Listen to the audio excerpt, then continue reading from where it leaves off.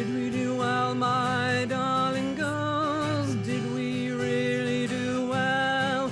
We grew you up to be straight and strong, to do your best to know right from wrong. But we grew you in this awful world, a world that's hard and tough for girls. And part of your strength was to take it and make it okay. But it's not okay, my darling girls, in this fucked up, muddled up, mixed up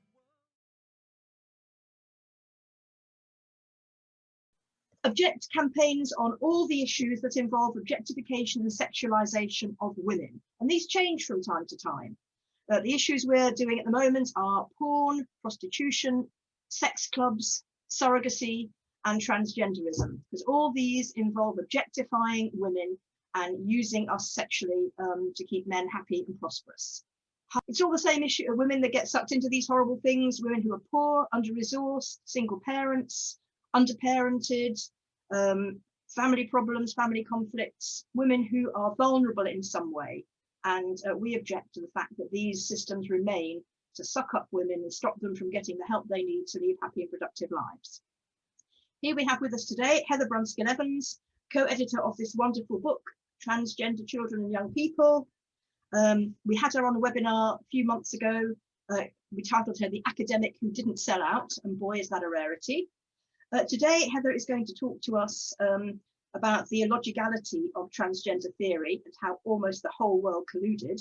But first, I have to give an apology to Heather because we got her name wrong in our email. She came out as Heather Brunswick-Evans. So many, many grovels and apologies. It was a mistake. Before we go into Heather's questions, just to mention today, many of us will be reading Dr. Kathleen Stock's new book, Material Girl. I've just read it, so it may come up in the discussion. A quick activism tip of the day, which our wonderful Tech Mary is putting in the chat. Please do support the crowdfunder to take the government to court over the broken promise it made in 2017 to put age verification in place on porn sites. We wouldn't see half the sexual violence against young women and girls that we do see if we didn't allow the porn companies to broadcast free adverts for woman abuse on all channels. So please do that. Also, we have our little archive of the day, article of the day, which is on surrogacy. As we speak, the Law Commission is drafting proposals to liberalise and promote surrogacy, to the benefit of big business, of course. There are going to be no age limits, no limits on how often you can surrogate, no limits on how many cesareans a woman can have, and no regulation of the so-called expense payment of up to £20,000. I'm sure all of us know a number of young women who, if offered £20,000 in a year for not going to work, would think that they were being given a good opportunity, but they're not. There are 54 problems with this, with these proposals, and we are writing our report as we speak about them. So back to Heather. Heather's a hidden voice in a number of ways, as will emerge as we go through the afternoon. Heather, you've been looking at this issue for a while now. Where is the first logical flaw in the belief that a person can change sex? Hello, Dennis, and hello to everybody who's listening. So I think we all know the answer to this, but I'm going to repeat it anyway. So a female and male is a binary. It's based on genetics, anatomy, and physiology of an individual's reproductive system. So humans have two types of gametes, two categories of reproductive systems, and two types of sex chromosomes. And for the vast majority of individuals, sex is easily determined and is not a matter of dispute. It isn't assigned, it is an empirical fact.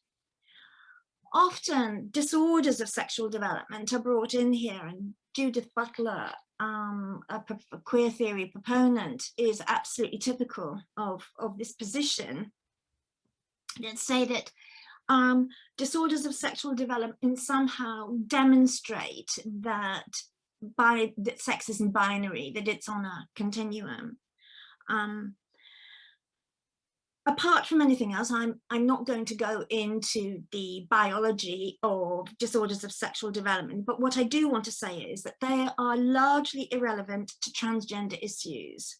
The overwhelming majority of trans people or people who identify as trans are correctly and unequivocally male or female at birth. Chromosomal, gonadal, and phenotypic sex are not in any doubt or in misalignment.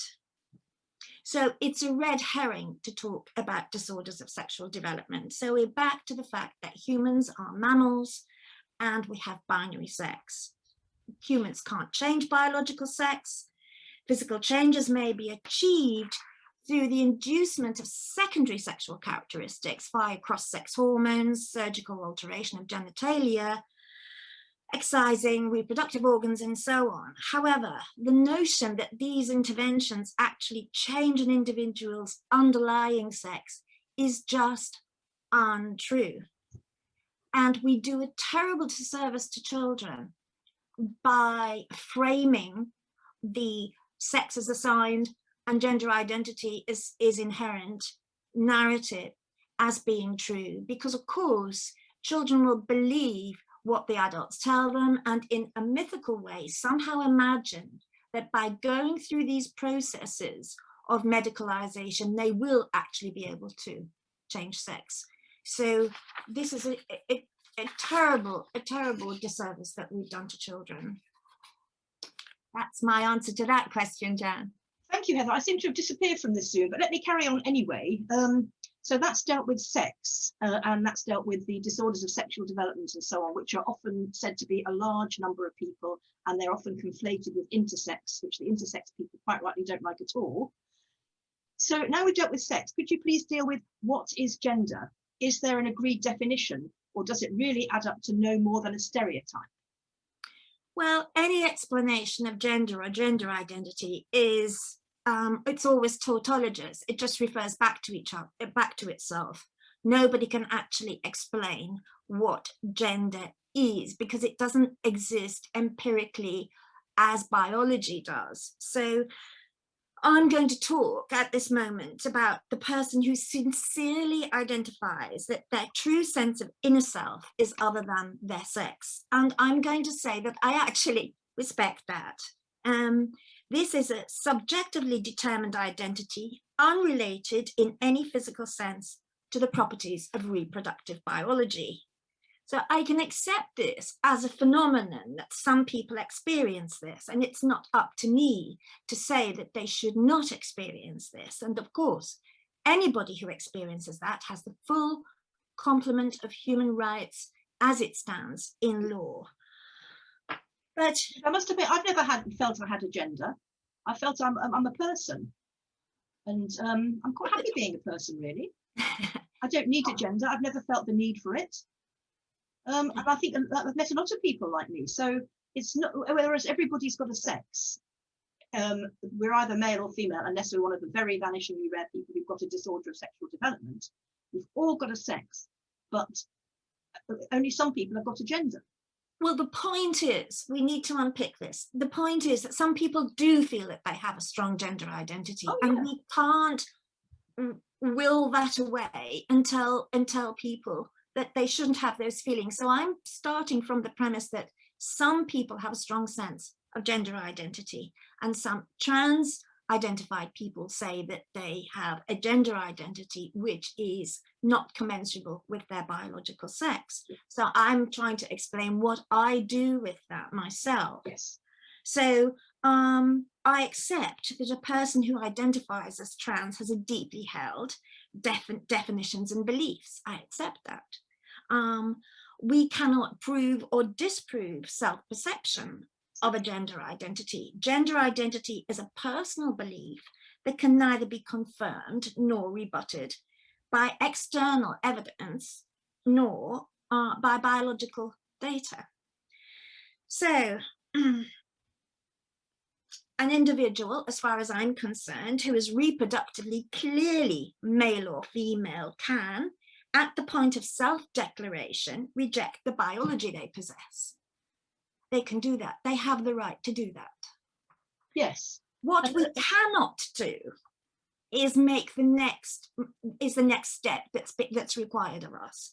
What we cannot do as a society is go along for all purposes with the transactivist proposition that trans-identifying people can be expected to be treated in all cases as though they are materially the same as individuals of the opposite sex, or as if they have no sex at all. And this is the boundary line as far as I'm concerned. So the trouble with this compulsion that we have to believe that, for example, a man who identifies as a woman is not a man who identifies as a woman, but actually is a woman. And we are compelled, as Maya Forstater has discovered, to go along with this belief system, or we are then automatically characterized as transphobic. And I know that we all know this, but I'm going to since Jan has asked, I've had to repeat it, but I would also like to talk about Stonewall's definition of what gender identity is and what trans is. And the reason that I'm going to read that out is because Stonewall, as I will discuss later, I hope, has been very influential on nearly all of our public bodies and institutions, including the National Health Service. And if we should mention that we know, because it's a matter of public record, that Stonewall got a very large amount of money from the Arcus Foundation in consecutive years, as investigated by the wonderful Jennifer Beleck, specifically to integrate the T with the LGB. Yeah. They were paid to do it. It was a good project for them. It was a good fundraiser. I'm not saying it didn't look like a good idea at the time. I'm just saying with hindsight, it was a terrible mistake. Now we can see how it's planned out. But we know it's public record that they received a lot of money specifically to undertake this project. Good point. Very good point. So Stonewall describes gender identity as a person's innate sense of their own gender, what I've just been talking about, in fact, whether male, female, or something else, according to Stonewall, which may or may not correspond to the sex assigned at birth. Now, it then makes a further leap. It says that trans then is an umbrella term to describe people whose gender is not the same as or does not sit comfortably with the sex they were assigned at birth. Trans people may describe themselves using one or more of a wide variety of terms, including, but not limited to, transgender, transsexual, genderqueer, gender fluid, non-binary, trans man, trans woman, and so on and so forth.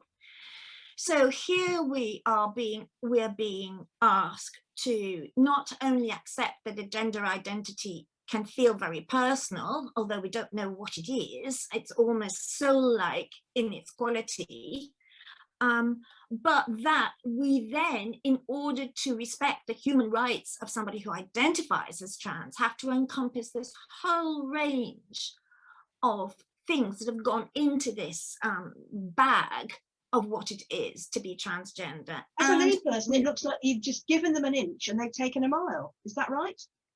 We've given them, say, okay, we can't prove that you don't have this internal feeling, so we're going to give you the benefit of the doubt and say that if you say you have it, you have it. So we give an inch, but it seems like they've taken not a mile, but the whole circumference of the earth. Well, I think I'm jumping on a bit to answering the question, but I was going to answer that later, but I'll answer it now. It is. That is what has happened.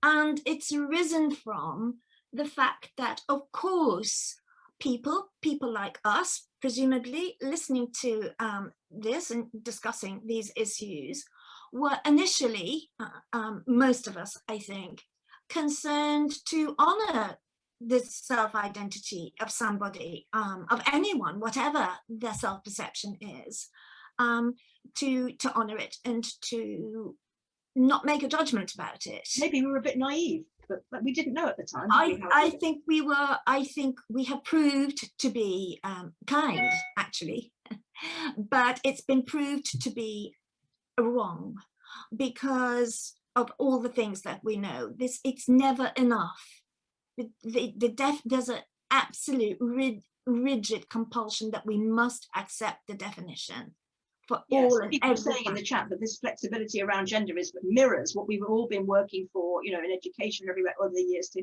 give young people less of a stereotypical, you know, guidance on their behavior, and allow them to try out untypical activities and things like that. And many of us will have had the benefit of that kind of an upbringing. I know I did. Very grateful for it. And we seem to have gone back, don't we?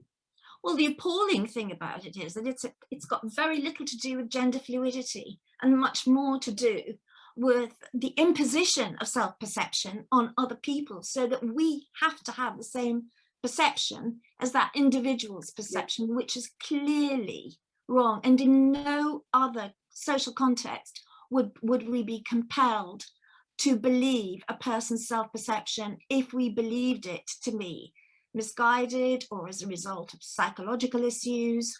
As with the parallels of anorexia and our, you know, as with the parallel of race and our friend Rachel Dolezal and various people who've claimed to be of different ethnicity from what they actually were, however the black they might feel, it's an insult to black people who probably have had a lot more discrimination, and you really just cannot identify into an oppressed group, because for you it's fun and you can identify out again, and it's an insult to the people in that oppressed group who can't get out of it. Yeah, absolutely. So is that gender? Have we done that? Gender is a stereotype? I think we've done that. Yes. So what are you working on at the moment, Heather? Someone's kindly put in the chat your new book, sorry, which I should have mentioned, which is, remind me, you probably know, don't you? Transgender Body Politics. That's it, Transgender Body Politics. I have read it, yes. So you've done that. What are you working on now? So I've done that, but I would be extremely happy if somebody did a review of it. Oh, okay. Just throwing that out there. Yes.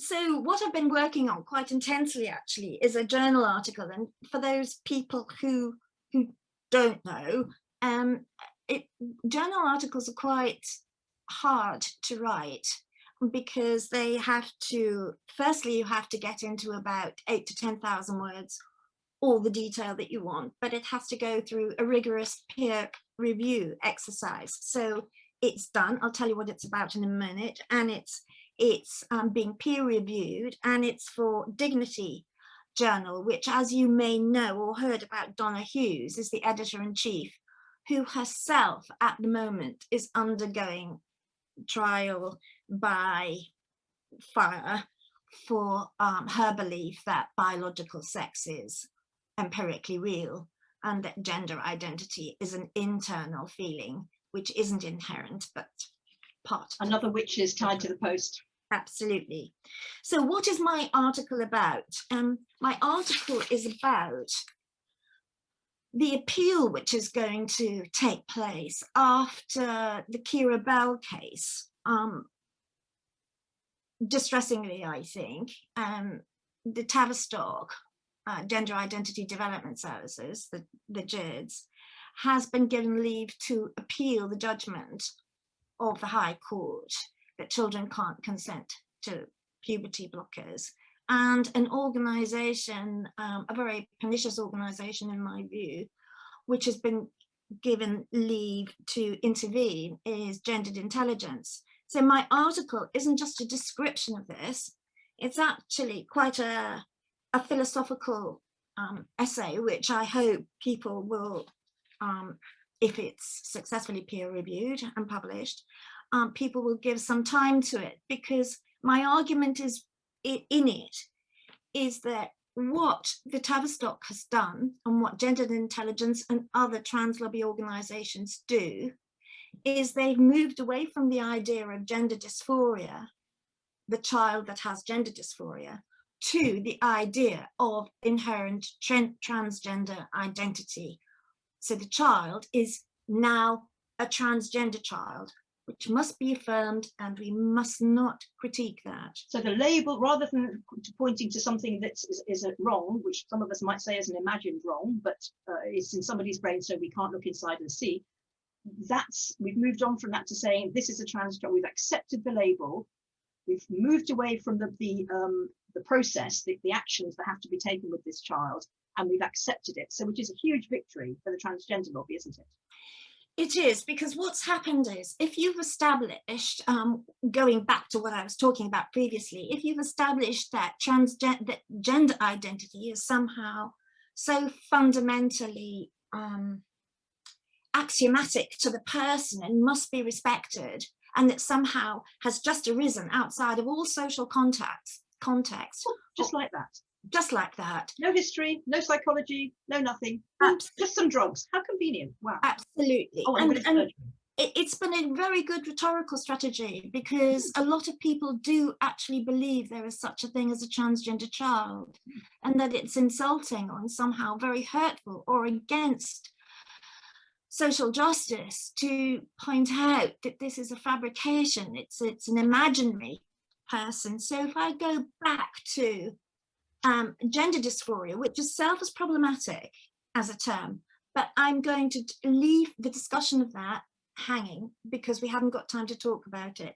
Okay. But the fact is that when the High Court made its judgment about whether children could consent to puberty blockers, they used the concept of gender dysphoria. They didn't use the concept of the transgender child, which now the Tavistock and gendered intelligence are trying to shoehorn in again into the Court of Appeal. So let's just stick with gender dysphoria itself, a problematic term, for the following reason. It's where a person, as we know, experiences discomfort or distress because of a mismatch between their biological sex and gender identity. So let's assume that children, for whatever reason, have that sense of absolute discomfort between how they perceive themselves and their biological sex. And then we can do a sociological analysis of that, which we're not going to do here, just sticking with the term. So just from a medical point of view, there is no empirical evidence that can be used to diagnose gender dysphoria. There's no genetic marker, biochemical test, brain imaging, or objective measurement that exists in medical practice for gender identity. There is just none. So the central claim rests on a consistent declarative statement by the child of his or her subjective experience of selfhood. Self-diagnosis we're talking about, aren't we? We are. But at least there is a recognition within the label gender dysphoria that there is something psychological going on for the child. At least there is that. And that now, has been lost. If you accept that there's something psychological going on for the child, you don't have to necessarily affirm that they actually are the other sex, but you would be able to explore the surrounding familial, sociological, psychological reasons for the child who has arrived at the clinic with that sense of her or himself. So when the Tavistock appeals and gendered intelligence intervenes, they'll not use this model of the child with gender dysphoria because they reject that. Swept it under the carpet. They absolutely reject that, because what that does is it says that transgenderism is in some sense a psychological or a sociological issue, which they cannot accept because it has already been determined as something which we cannot analyze. It just exists, it just is. And so this is where children have become very caught up in an appalling way with a theory and an activism of which they had no responsibility whatsoever. And of which put in the chat, are big pharma prescribing alcohol for social phobia disorder now? You know, you medicalize an assumed problem in somebody's head, you give it a Greek name so everyone believes in it, and then you find a nice expensive drug that people need to treat it with. And that's what's happening. Yes. Well, it's worse than that, because I'm now looking back at the time at which there was a concept of gender dysphoria as almost the sort of the good days, because it's moved so beyond that. So I would like to explain to people, and I do in the journal article, so getting back to the question you asked me, what have I been working on? I demonstrate in the article how captured the Tavistock Gender Identity Development Service has been in relation to postmodern theory and queer theory, which is its offshoot. So we're coming on to queer theory then, because people are very interested in this and in the social influences on all this. It seems like queer theory was a great idea at the beginning. You know, we need to look afresh at all our institutions because there are power structures operating there that we should be questioning. You know, like, for example, our good old friend patriarchy was one of them that did definitely need to be questioned. Where did that nice, refreshing perspective that was queer theory go so horribly wrong? Was it taken to extremes? Was it twisted? Was it misapplied? What went wrong? John, I'm going to answer your question, but first I'd like to give you a quote from one of the clinicians at the Tavistock to demonstrate the kinds of things that are said about the practice at the Tavistock. Otherwise, it may seem that people like myself are just making a claim which we can't substantiate. So I am going to substantiate what I've said. Okay. I'll do further in my article, obviously, for the journal. So this is Bernadette Wren speaking. She's recently retired. She retired in 2010. So now she can perhaps speak a little more freely. Well, I don't know where that would lead us, because she firmly believes in postmodern approach at the Tavistock. So she writes that, in her view, the postmodern turn in psychotherapy has been very good. The Tavistock has been influenced by it for the better. And what the approach that she describes the Tavistock is taking is the postmodern view that male and female and hetero-homosexual are binaries, socially constructed foundational meta-narratives. So for those who think that something recognizable to do with medicine is taking place at the JIDS, we have to realize that this is the language that's being used. And so Wren says the purpose of psychotherapy is not to explore with the young person any experience of conflict with or distress regarding trans. So now we have edited out, we mustn't treat trans as a psychological phenomenon, or trans identity as a psychological phenomenon. She says to insist to a young person, for example, a female teenager who identifies as male, that her trans identification has underlying causes would, in Wren's view, pathologize her or suggest that in some sense she's misguided or delusional.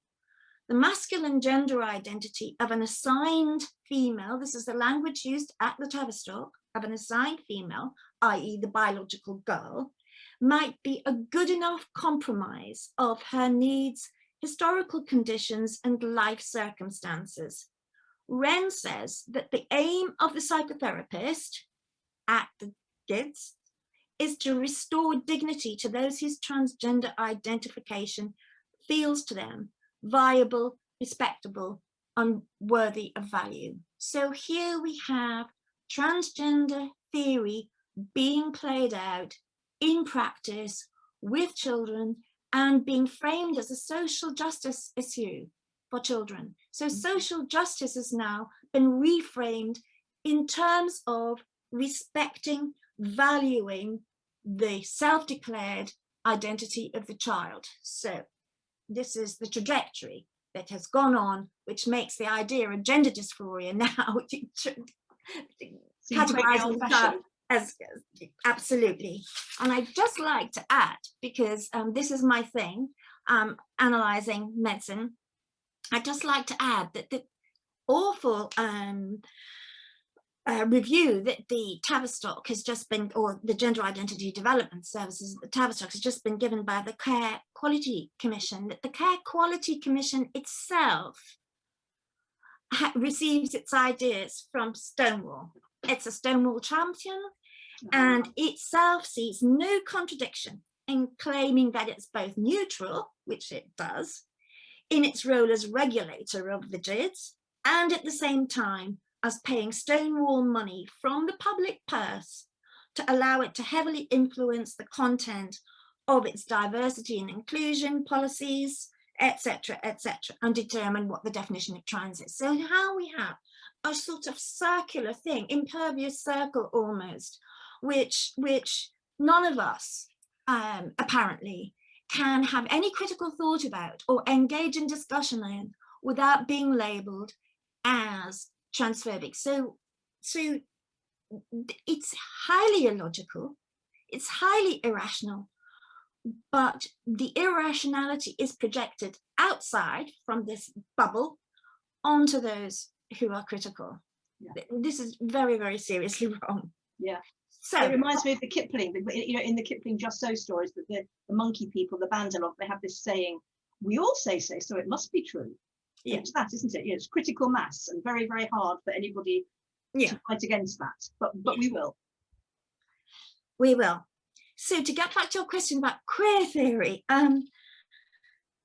it was a great idea at the beginning. It was quite a constructive and mind-opening theory. I was there and at the very beginning of it, as it were, at university, and for a brief moment of time, it actually opened up the possibility of having non-normative sexual relationships without judgment, non-normative gender presentations without judgment, and critiquing how it was that heteronormativity, which was its central point, as a fundamental pivot against which we were all attempting to comply, and as if that was natural. And what queer theory did was it denaturalized heterosexuality. And in that sense, it opened up the possibility of fluidity. It opened up the possibility of dismantling power. But of course, what has happened is that it just endorses the very power that it was attempting to dismantle. So it was attempting to subvert, and in fact, it subverted itself. I don't think it's, well, if you want to put it that way, I see what you mean. It's continuously attempting to subvert. It was built on actually the second wave feminist disaggregation of sex and gender. So feminists argued at that time that it wasn't sex that was assigned at birth, it was gender identity that was assigned at birth.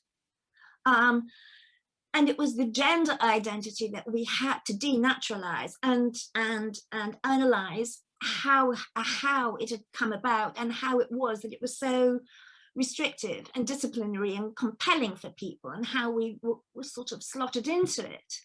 And queer theory was building on that. But the unintended consequence is that, of course, it's moved far away from the initial feminist aim and has become something else. So what is illogical about it is that the queer theory still attempts to deconstruct all the time. That's what its strategy is. It deconstructs, but the one thing it will never deconstruct is itself, is gender identity. So we're all socially constructed through heteronorms, but somehow this group of people who have a strong sense of gender identity somehow just have it. Then those people themselves are not the product of their own psychologies, societies, family, and so on. They are somehow sacrosanct from this deconstruction, and that in itself is completely and obviously irrational. Either as human beings, we're social beings in a historical and political context, or we're not. We can't, some of us be, and some of us not. And that some people get to decide who the people are who are not socially constructed, and who the people are who are socially constructed. So it's incredibly authoritarian, queer theory. So it's turned itself upside down. And I think you used a term which I've forgotten about now, but I could quite see what you were talking about. Absolutely, it's become the reverse. And of course, what we need to do, in my view, is to see that as in the way that any defensive, we know this from our own selves. If we're feeling defensive as individuals, what we tend to do is project onto the other person all the very issues that we might need to reflect about and about ourselves. And as far as I can see, this is just a mass movement of doing that. It's very important to resist it. Otherwise, what we're allowing ourselves to do is become complicit, allegedly out of kindness, with a psychological phenomenon of projection. So, I, for one, have tried very hard to resist that. I would like to go to the law at the moment. Just say that the Gender Recognition Act of 2004, in my view, was part of the complicity of that, because what it did for the first time, it carried out a sort of Judith Butler style performative view of gender. It said that of sex, sorry, and gender, because the 2004 Gender Recognition Act effectively says that we can have a particular biological sex, and we can I could be biologically female and claim that I actually am male. Of course, the law knew that it was engaging in a fiction, but it's been an extremely dangerous fiction. So if I had my way, we would go back to the Gender Recognition Act itself and start to unpick it. Yes. So, and then we could go on to the Yogi-Carter principles, which came after that. And so we see through the law a gradual concretization and materialization of the idea that sex is socially constructed or assigned, but that gender identity is not. And so we've moved inexorably down a road which we have to pull back from.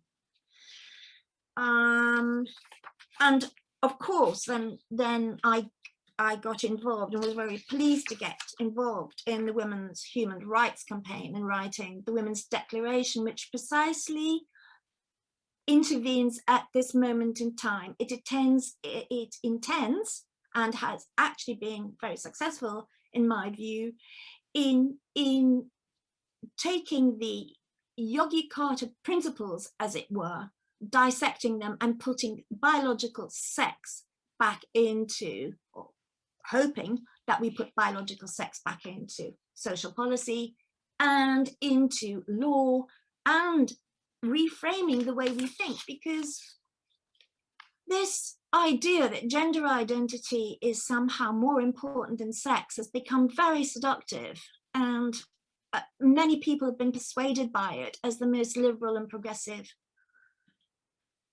move in the 21st century. But as we can see, and I think children are a really good example of the way that in reality, it doesn't work like that. It's been extremely dangerous. So, another question, Jan. Well, we've had various questions sent in, and I think people want a bit more clarification on the way some of these issues interact. So let me just run through the list of issues, and then you pick which one you'd like to go for first. People want to know, what was the role of consumer capitalism in all this? What's the role of charitable funding? What's the, from trans billionaires, what's the role of the self-esteem revolution that we all lived through, when self-esteem became a thing and everyone had to bolster everyone's self-esteem? What's the role of the rise of individualism from the Enlightenment onwards? The businessification of universities, the businessification of charities. Which of these things got captured first? How was the legal establishment captured? The rehabilitation of homosexuality, things like the repeal of Section 28, the gay marriage law, what role did that play in, platforming transgenderism? The medicalization of emotional distress, the medicalization and businessification of psychology and psychiatry, where as soon as you can call something a disorder, drugs will be found and money will be made. The role of the professions in establishing orthodoxy, which it takes years to challenge. Fragile parenting, which Stella O'Malley has written about, where parents see their role as being to protect their child from any possible challenge or difficulty, rather than helping them through these things so that they learn a little bit of resilience and some skills and some stickability. All these things interact, and we definitely need a history book of it all. We're hoping you'll write it, but there you are. I've thrown a whole lot of things in the frame. Start wherever you like. Well, and social media. Sorry, I forgot social media. These are amazing points, and thank you to the audience for bringing this up. But I have to point out, Jan, that I have written the book. It's called Transgender Body Politics. Yes. And I address all of those issues in that book. So I advise people who want to know the answer to these questions to read it, please.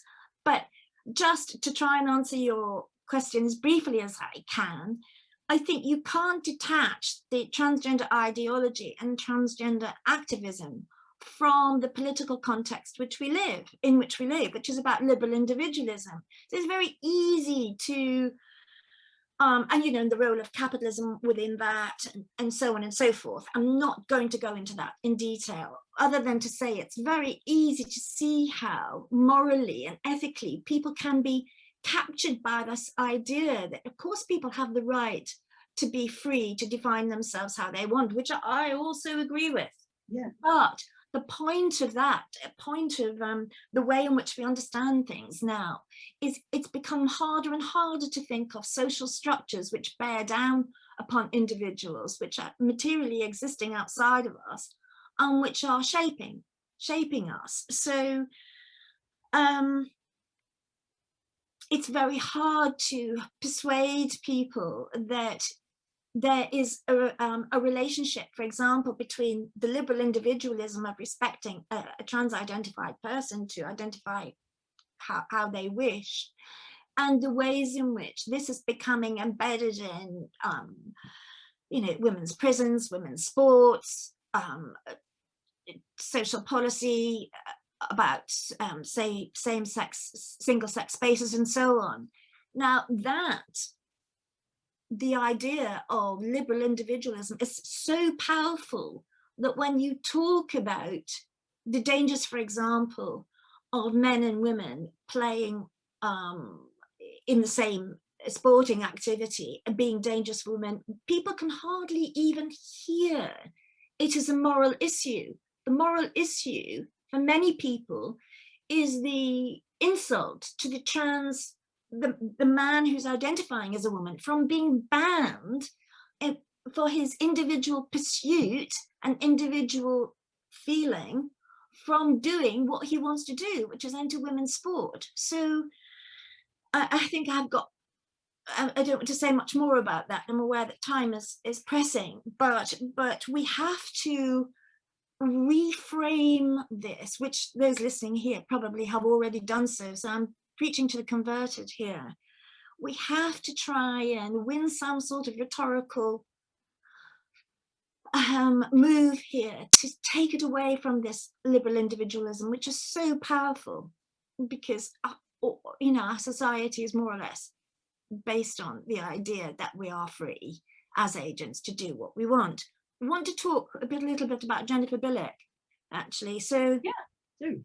I think for anybody who wants to find out more about this and who doesn't know about Jennifer Beleck, she writes amazing articles at the 11th Hour blog, and what she talks about is the relationship between capitalism, charitable funding, individual people who have a vested interest in mobilizing trans ideology, and how they come together in a very powerful way. And of course, there's big pharma too. So those analyses have to be brought in to this. In a sense, the kind of philosophical argument which I'm always drawn to making about how we've arrived at concepts, that philosophical argument is, in a sense, flabby and of no purpose unless you bring in the concrete details of how and in which way our own sense of subjectivity is being shaped by forces outside of ourselves.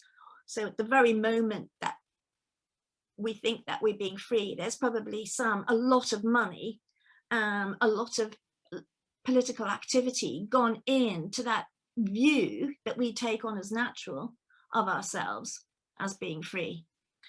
So I think of it as a sort of relationship between knowledge, power, and ethics, how they interact and mesh with one another, and they need untangling and picking apart. And the problem with it is, or the frustration that I have, is that the picking apart is very necessary, and it takes time. It takes time to work it out. It takes time to read about it. But transgender ideology is on the back of a lot of theorizing which has been going on, a lot of political activity which has been going on, and a lot of ethical reframing of social justice. On the one hand, it's quite, you could argue it's a simple thing to do. And I think Posey Parker, who's been, or Kelly J. Keane, as she is now, wants to be known, has been very influential in that simple thing that she did, which is a woman is an adult human female. I think that's been an astonishing contribution to our fight back. And at the same time, that idea is vulnerable to being accused of being biologically essentialist. And so it needs all the unpicking as well. So I'm suggesting there are different strategies here, and we've probably all got different strengths. They're all important, but I would say this, wouldn't I? The hard work of reading and thinking and critiquing is an essential part of that. It's not just a sideline that boring philosophers do, or psychologists or sociologists or whatever. It's central. So, and I'm sure that most of the people in this webinar are all arguing and reasoning with people and giving examples and explaining in their everyday lives, in the pub, in the cafe, in the family, and convincing people, because that's really how people get convinced most of all, is okay, some people see a video or read a thing, but talking to people that, who say, yeah, but have you thought of this? Have you thought of that? Have you realized what happens to these children when they go down this path? That's how arguments very, very slowly are won. And we have had the encouraging incident this week about the Karolinska Clinic in Sweden saying they're no longer going to be allowing puberty blockers for under 16. So the message is spreading. You don't think so? I do. And I've been in conversation with this recently with a particular group of friends. I think it is changing.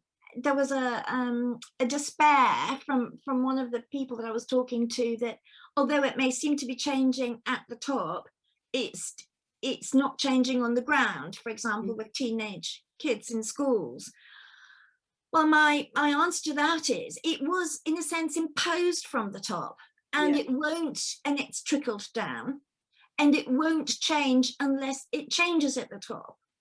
And I'd like to also say that I myself was involved in the Swedish, relatively minimally, at the Karolinska Institute a number of years ago. Yes, I was, but I'd like to draw attention to my colleague Michelle Moore, who's done amazing work behind the scenes in relation to the changes that Michelle's in the webinar, so thank you, Michelle. Yeah.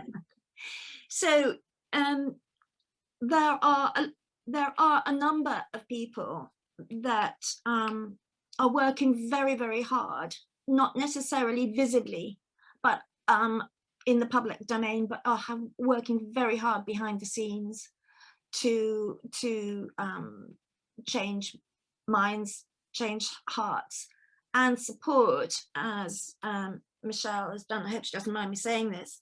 Michelle has done some of the parents who were Swedish parents that she and I met when we were in Sweden, who were absolutely distraught about what was happening to their children. It was one of those moments for me that if I hadn't been convinced beforehand, I could not be further convinced after this of the damage that was being to parents who were petrified of speaking out, who in fact had children who had, well, I could go on about it, but I'll stop. Michelle's just put into the chat, actually, interesting, parents and detransitioners were the ones who drove the U-turn at the Karolinska. So that figures, doesn't it? Because let's face it, it's parents and detransitioners here who are making the fuss, because they are the living proof that of how damaging and dangerous this can be.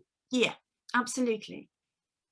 Yeah. So yeah, I hadn't realised that you've been involved there as well. That's good to know. Is this the time to ask you, Heather, about your any opposition you may have had to your views on transgenderism? Yes, I'm very happy to talk about this. This is something which has perplexed me and disturbed me for a number of years. And of course, for anybody who knows anything about me, they will know that there has been a lot of opposition to my views, institutionally, in the political parties to which I belonged, and so on and so forth.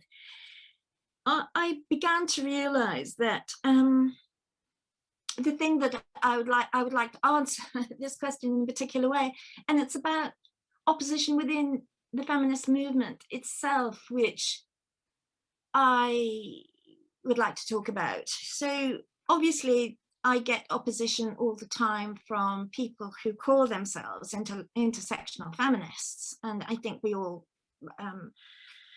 think that intersectionality is a very good concept, because clearly all of us as women are positioned in particular ways in relation to other social structures, race, class, and so on. And these are, in a sense, cumbersome terms. They all need to be picked. There's a subtlety of analysis that we need to bring to it. But I'm not against intersectionalism. I'm against the ways in which it is being realized by feminists who call themselves intersectional feminists, because they only, it's allegedly about inclusivity and so on, but they exclude the majority of women from their thesis. So I won't go into that more.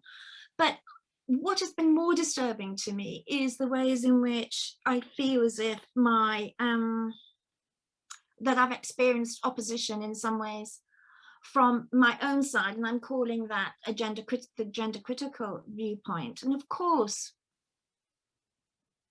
none of us we're all different, and we will think differently, even though that we come from that framework. So what I would like to talk about,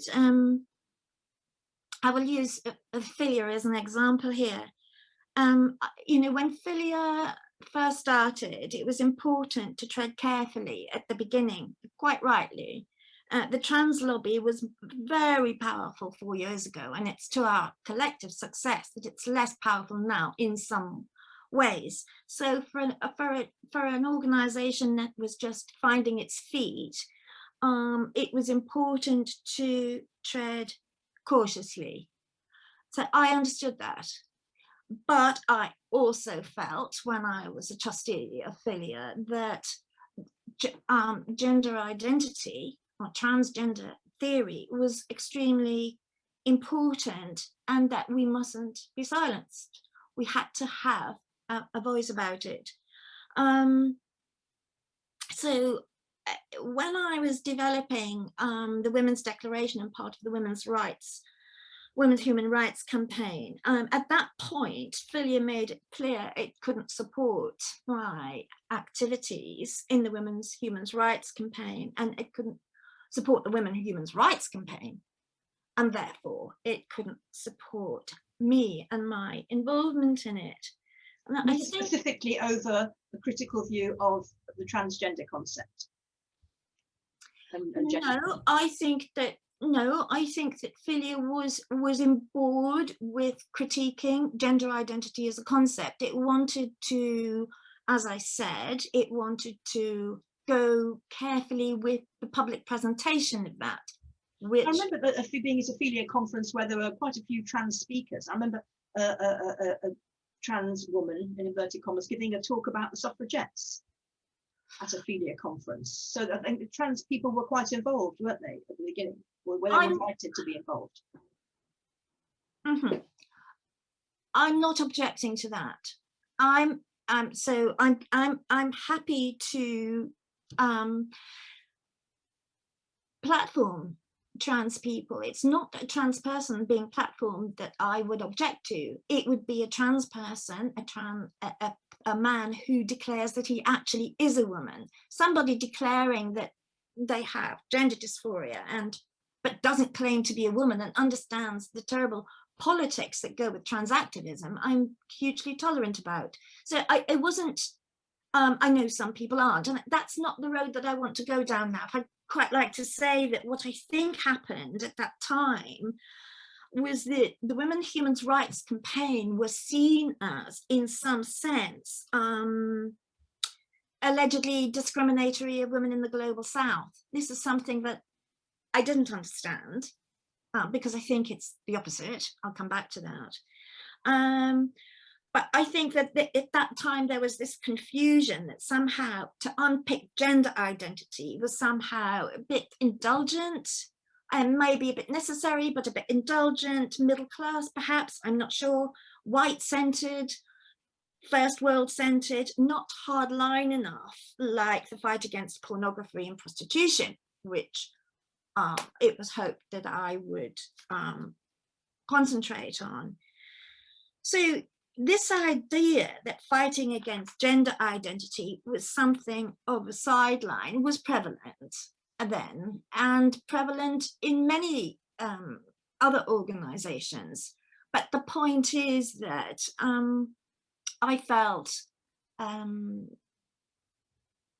critiqued, I'll just say that, for my understanding, and I think I was correct, that gender identity was of such importance and that it was going to subsume everything if we didn't get a hold of this, because our laws and social policies are changing, were changing. I could see the writing on the wall that we had to grasp gender identity as a fundamental political phenomenon that we had to challenge, and that it absolutely was not about white middle-class feminists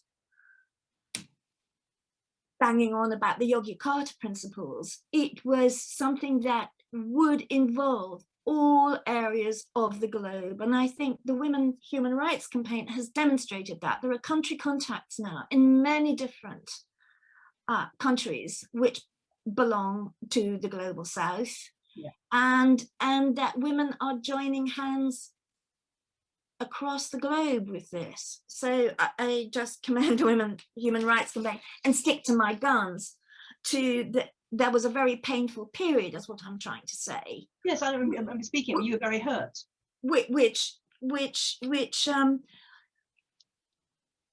I'd like to finish, I think, talking about this right now, but on the basis that I think it's wonderful. There's now a grassroots movement which has just got stronger and stronger, and I have to say that it is based on the work of not only myself but many other feminists, including, because I say this because she won't say it for herself, Michelle Moore. Mm-hmm. It's wonderful that there's now a grassroots movement, a resistance, of which Philia is a part. Yes, yeah. Philia has changed its approach, hasn't it? Philia absolutely has moved on. And yeah. I commend it for doing that. Apparently, yeah. It's now going to host the Women's Human Rights webinar at the conference, if the conference goes ahead. Let's hope that the conference does go ahead. I'm talking about the anomaly in this, when at one point it was seen that it was somehow not appropriate for me to be concerned about these issues. And now Philia itself is not only participating in them, but actively helping mobilize a women's human rights. I think that's a wonderful thing, because often it's seen as a sign of weakness when people change their views. And I see it as if you have genuinely considered something properly and moved your position, and can justify it, I think it's a sign of great strength not to dig in and refuse to change. I think changing it in that way is a great sign of strength, and I have a lot of respect for Philia for moving in that direction. Yeah. It's a shame that unfortunately you got the rough end of it when they were still had a different view. So now Philia and the Women's Human Rights Campaign are going to be collaborating, and that's going to be a very powerful thing. Yeah. Would you like to say anything else about the opposition that you faced? I think that, you know, a move away from the Philia issue now, but I think that Kathleen Stock's book has just been published, and I gather, I'm not on Facebook, so I don't know, but some people have told me that there's some dissent around this. Nor have I read the book. but I intend to, and I'm sure I'll get a lot out of it. But the point that I'm trying to make is that there are going to be, and there has always probably been, hurts in relation to women fighting back against misogyny, against the erosion of their rights. So if we go back to the suffragettes and the suffragists, there were terrible tensions going. I understand those tensions now. Of course, I knew them theoretically, but I can tell you, being a bit battered and bruised myself from different directions, I really do understand that there will be conflicts. And what I think, to end on a positive note, which I'd like to end, I'm assuming that is the last question now. Let me just check. I don't think we've got any more. Let me just check in the chat. If you've got anything else you want to ask Heather, please throw it into the chat now. I've got people agreeing and saying nice positive things. Somebody says, very sorry for your experience, Heather, and says, we love your books, which we do. So, oh yeah, Women's Equality Party gets a mention. So no, I don't think there seem to be any more questions, but there you are. I've got a couple more minutes, people, if you want to put them in there. How would you like to finish, Heather? So I was just thinking about some of the dissent that is going on, or some of the hurts that people have felt within this movement. I'd like to say that I think it's very dangerous to be in this movement, in the sense that it's so important that we act as a collectivity. Yes. And at the same time, because we're then vulnerable, aren't we, to the larger group of which we're a part, and that vulnerability that we have as individuals within the larger group that we're depending on will come back at us at various points as individuals, as, do you know what, I'm just going to get out of here, I don't like it, I could be doing something much better with my life. Maybe I'm talking about myself there, but those are some of the feelings that I think we can have, and that we share, the hurts. Positively, I just think that it's much better to talk than not to talk. So I had quite a lot of anxiety about exposing myself in what I've just talked about. But I think I think that, for me anyway, and the reason why I'm in this from the beginning, is that the truth really counts. The truth matters, and we can't be burying it under the carpet. It's much better if we can be properly grown-ups, speak the truth, hear other people's truths, and try to, and at least have a discussion about it. So that's where I am with that. And so we need to disagree constructively when we disagree, and maybe think about what the other person has said. I know I've learned so much from other feminists. Sometimes, what's wrong with pornography? Well, that's where I was many years ago. What's wrong with this? And I was convinced, and I listened and I learned. And the same with the transgender issue. I remember Julia Long bending my ear and saying, we have to fight this, or all the other fights will just get swept aside. And we will disagree. You can't agree with everything, but we need to disagree constructively. And I think it's a sign of great strength to come back and say, actually, I've thought about what you said, and you were right. And then we can move forward together, can't we? We'll never all agree about everything, but if we can disagree in a friendly and sisterly way, and accept that there will be disagreements, then we will all achieve a lot more working together. If we're fragmented, we achieve a lot less. So can I just end in telling you how I'm going to go forward? Yes, please do. I'm going to go forward in my life, trying to speak the truth about this, continuing to write about the truth, and I have a projects in mind. Firstly, I'm very pleased to say that plastic surgery conference has asked me to give a paper on phalloplasty. Wow, so that's fantastic. It is, and I hope that having given the paper, that I produce that as an write that up as an article for a journal. Great. I have a book in mind, and the book that I have in mind, you'll have to bear with me while I just share unformed thoughts here. It seems to me that one of the ways in which this has been really shocking, the transgender movement, is that men have not been asked to change. So this is where queer theory hasn't changed anything, because still men are taken as the norm. Nobody's questioning them, men's bodies. Nobody's asking them to change their language, etc. It's just women that have had to budge up and shifted. So I would like to write a book, a constructive book, about men's bodies and how the absence of men's bodies and the way men have in fact been embodied throughout this has impacted on the erosion of women's rights. So this is the female gaze, isn't it? This is the female gaze turned on men. I like that. Yes, I was wanting a title. There you are, there's a candidate. I think it's a very interesting idea. We had Michael Conroy on last week talking about how men need to become aware of the socialization that they've experienced and that they are experiencing it. And it's very hard for them to do that. So in a way, you're going to cover some of that, aren't you, in this book? I am, but what I would also like to add is it's very hard for women to recognize that this is happening. Yes. Yeah. Absolutely. And I don't know, but you find bringing up a son, it made that a lot clearer to me. I could see the influences that he was getting at home and at school and various places, and you know, sweet little boys get turned into sometimes quite unpleasant creatures, don't they, over the years? But just a final thing, I was thinking about the way that intersectional feminists are what Julie Bindel calls the handmaidens of the men's rights movement.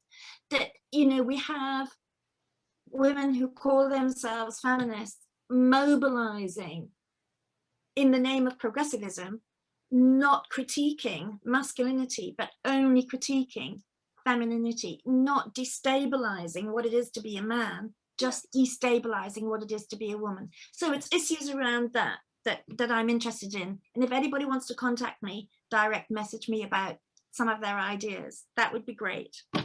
So I think on that note, we'll let people go away and take some notes and get in touch. Thank you so much for being with us this afternoon, Heather. You've given us all a lot to think about, and I think all of us, even those of us familiar with this issue, will have it a little bit more at our fingertips after that analysis. Thank you very much for attending, everybody. Really nice to see you. Thanks for all the comments in the chat. And I believe we've got Rachel Moran coming in a couple of weeks to talk about how her thoughts have developed since she wrote her book Paid For back in, I think, 2013 now. So focus on prostitution and the kind of campaigning that Rachel does next time. And we hope to see you all then. Thanks very much for joining us. Have a nice afternoon. Bye, everyone.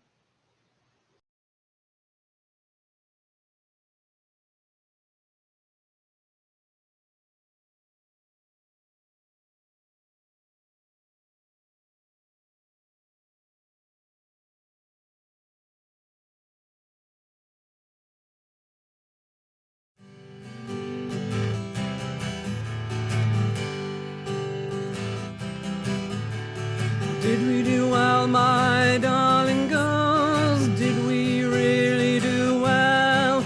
We grew you up to be straight and strong, to do your best to know right from wrong, but we grew you in this awful world.